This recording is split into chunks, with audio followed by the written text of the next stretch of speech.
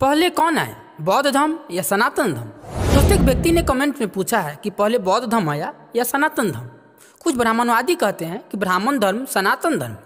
तो आज इस वीडियो में हम इसी विषय पर बात करेंगे और जानेंगे कि पहले बौद्ध धर्म आया या सनातन धर्म। तो चलिए वीडियो को शुरू करते हैं।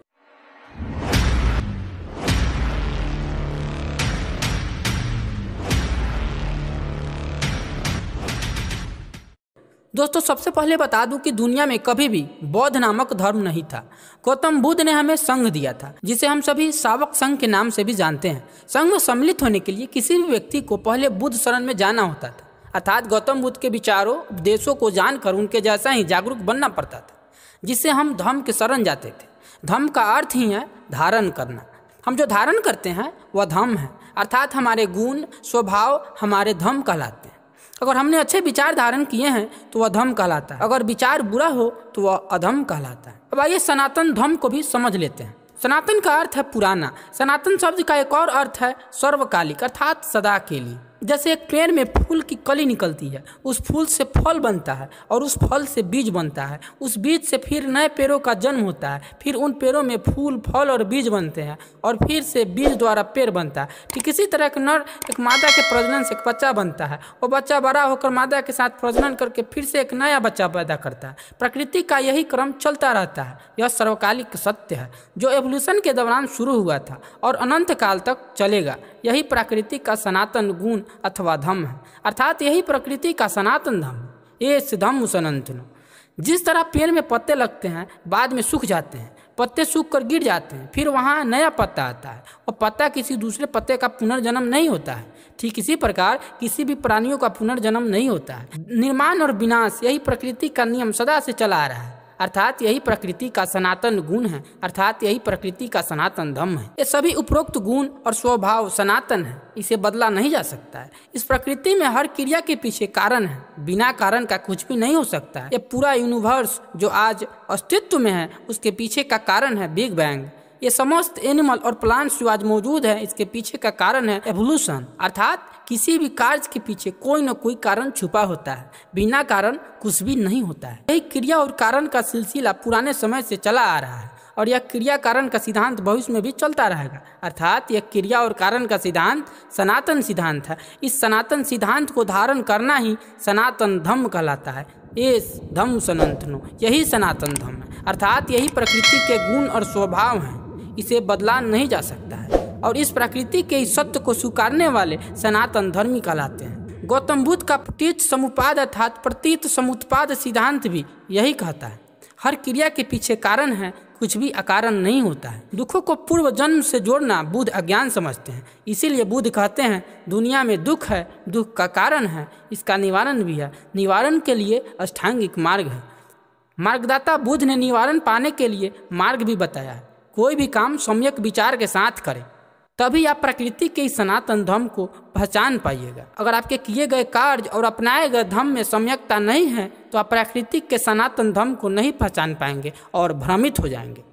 अगर बात धम्मपद की करें तो धम्मपद यह कहता है नहीं वैरेन वैरानी समन्तीत कुदाचन अवरेन च समन्ती ये धम्म सनातन, अर्थात बैर से बैर को शांत नहीं किया जा सकता है, बैर को अवैर से ही शांत किया जा सकता है। अर्थात अगर हम अपने मन से उत्पन्न बैर को मार दे तो स्वतः कलह समाप्त हो जाता है। ये सधम्म सनातन, यही सनातन धर्म है। मनोपबंगमा धम्मा मनोसेठा मनोमय, अर्थात मन ही सभी धर्म अर्थात प्रवृत्तियों गुणों या स्वभावों का अगुआ है। सभी प्रकार के धर्म और अधर्म पहले मन में ही उत्पन्न होते हैं। अगर मन में ही इन अधर्म को मिटा दिया जाए तो अधर्म का नाश हो जाता है। यही सर्वकालिक सत्य है, अर्थात यही सनातन धर्म।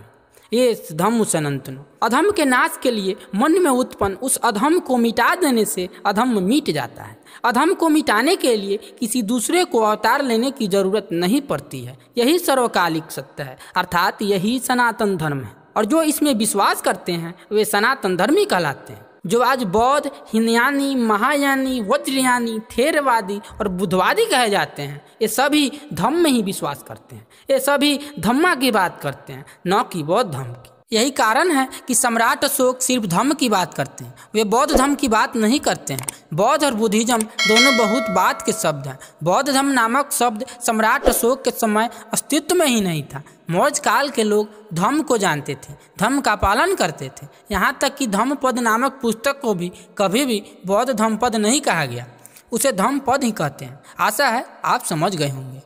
समय बीतने के साथ धम्म एक विचारधारा का नाम बन चुका था, लेकिन तब भी धम्म ही प्रचलित था, बौद्ध धम्म नहीं, क्योंकि पूरे जम्बू द्वीपसी में कोई दूसरी विचारधारा ही नहीं थी जो धम्म से अलग हो। वैदिक नामक फर्जी युग तो था ही नहीं। बाद में कुछ भ्रमित बौद्ध ब्राह्मण लोगों ने भ्रम का शिकार होकर एक अलग विचारधारा को जन्म दिया, जिसकी विशेष पहचान के लिए नाम पड़ा ब्राह्मण धर्म। चूंकि यह बाद में आया, इसीलिए धर्म के पहले ब्राह्मण लगा हुआ है, ताकि एक विशेष पहचान मिल सके कि यह वह धर्म नहीं है जो बुद्ध ने बताया है। यह ब्राह्मणों का भ्रम ज्ञान वाला धर्म है, जिसे ब्राह्मण धर्म कहते हैं। इसी ब्राह्मण धर्म का नाम इस्लामियों ने रख दिया था हिंदू धर्म।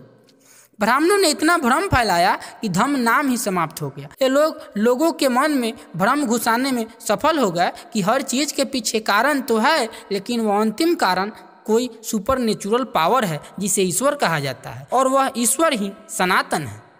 इन ब्राह्मणों ने अपने ब्रह्म ज्ञान को पूरे जम्बू द्वीपसी में बांट दिया कि आज जो हमारा अस्तित्व धरती पर है, इसके पीछे किसी परम शक्ति का हाथ है। यहाँ तक कि लिख दिया कि ब्राह्मण ब्रह्मा के मुख से, क्षत्रिय भुजाओं से और शूद्र पैर से जन्मे हैं। ये ब्राह्मण यहीं नहीं रुके, इन्होंने इस्लाम मजहब का भी नकल कर लिया और एक और थ्योरी दे दिया। इस्लाम में जिस तरह आदम और हव्वा है, ठीक उसी तरह ब्राह्मणों ने मनु और शत्रुपा का भी नाटक रच दिया और हमें भ्रमित कर दिया कि हम मानव इसलिए हैं क्योंकि हम मनु के संतान हैं।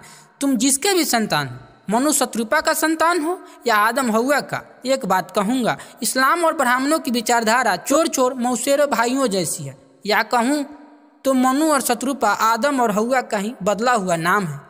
अब आप तो जान ही गए हैं कि सनातन धर्म क्या है। अब आप बताइए कि बुद्ध द्वारा प्रतिपादित धर्म पुराना है या ब्राह्मणों द्वारा भरमाया गया धर्म।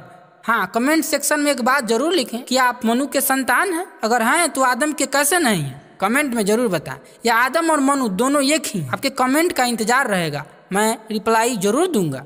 अगर कोई व्यक्ति यह कहते हुए नजर आए कि फलाना धर्म सत्य सनातन धर्म है, तब पूछिए आपके इस सत्य सनातन वाले धर्म में आत्मा की सत्यता क्या है? क्या आप इसे साबित करेंगे? आपके इस सत्य सनातन वाले धर्म में स्वर्ग और नरक की क्या सत्यता है? क्या आप इसे साबित करेंगे?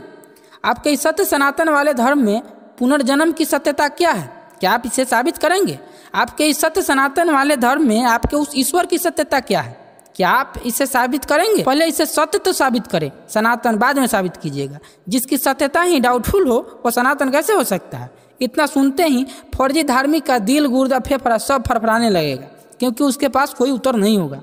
दोस्तों, यह प्राकृतिक सत्य है, लेकिन ये कहना कि इस प्राकृतिक को ईश्वर ने बनाया है, यह एक प्रोपेगेंडा है, यह एक अज्ञान है, अब वैज्ञानिक बात है, एक बकवास है। हमने जन्म लिया है, हमारी मृत्यु भी होगी। ये प्रकृति के नियम, फिजिक्स के लॉ सत्य हैं, सनातन हैं। इसमें जो विश्वास करते हैं वही सनातन धर्मी है। जो बिना प्रमाण के इस प्रकृति के नियमों को किसी फर्जी ईश्वर के हाथ से निर्मित बताता है, वो अतार्किक तो है ही, साथ ही साथ वही अधर्मी भी है। अतः आप समझ गए होंगे कि सनातन धर्म क्या है और सनातन धर्मी कौन है। जय मानवता, जय विज्ञान।